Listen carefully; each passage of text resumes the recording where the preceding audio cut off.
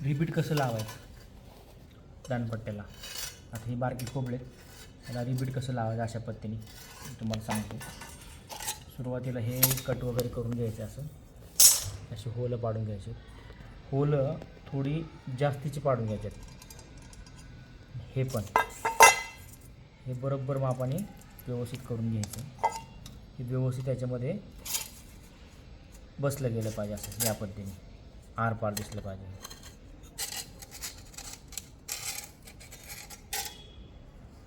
अशा पद्धतीने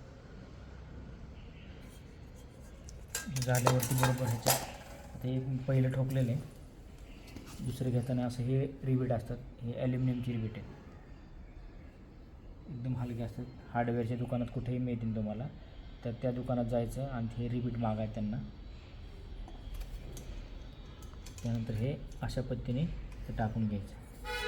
हे सपय बाजू ठेवायची, पूर्णपणे लोखंडाच्या ह्याच्यावरच ठेवायचे आपल्याला. आणि जाड असलं पाहिजे, जेणेकरून ते वाकलं नाही पाहिजे. ते वाकलं तर हे पण तुटणार.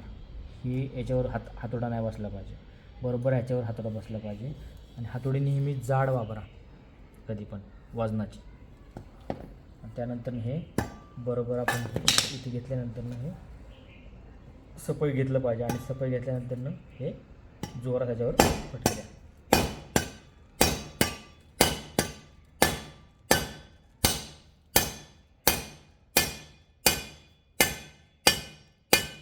हे व्यवस्थित पसरून घ्यायचं.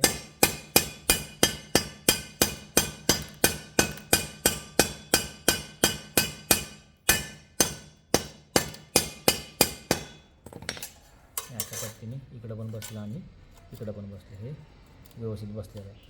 खरं तर हे उलट्या बाजूने केलं तरी चालतं, या बाजूने केलं तरी चालतं. आपण अशा पद्धतीने हे पॅक होतं.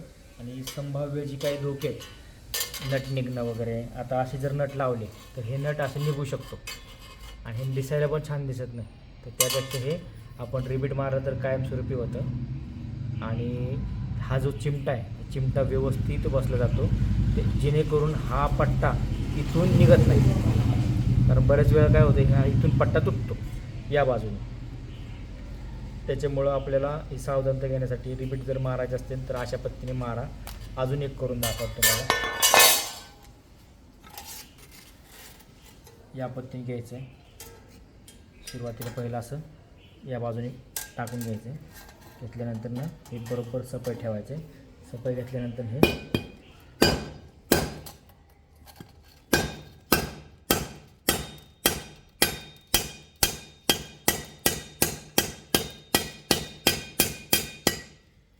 थोडासा तिरका गेला माझा, तर बघा काय झालं, चिर गेली आहे. गेली का?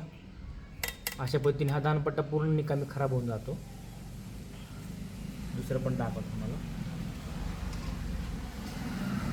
ते वाकडं झालं थोडंसं त्याच्यामुळे. अशा पद्धतीने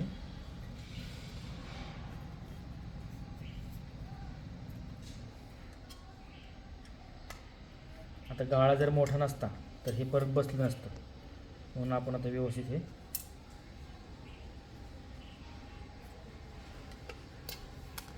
आता हे झालंय तसं, पण तरीसुद्धा आपण हे करू शकतो. असं एकदा करून घेतलं.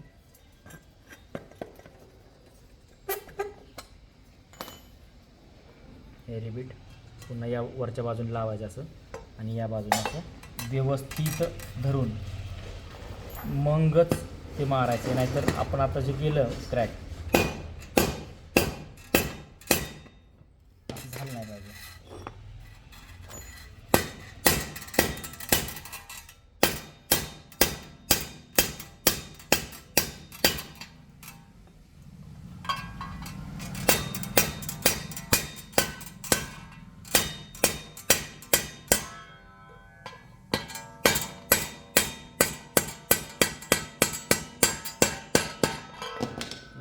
अशा पद्धतीने झालं. पण हे इथला क्रॅक गेलेला आहे, त्यामुळं सावधतेने आपण सगळ्या गोष्टी कराव्या लागणार आहेत आपल्याला. हे अशा पद्धतीने झालेलं आहे.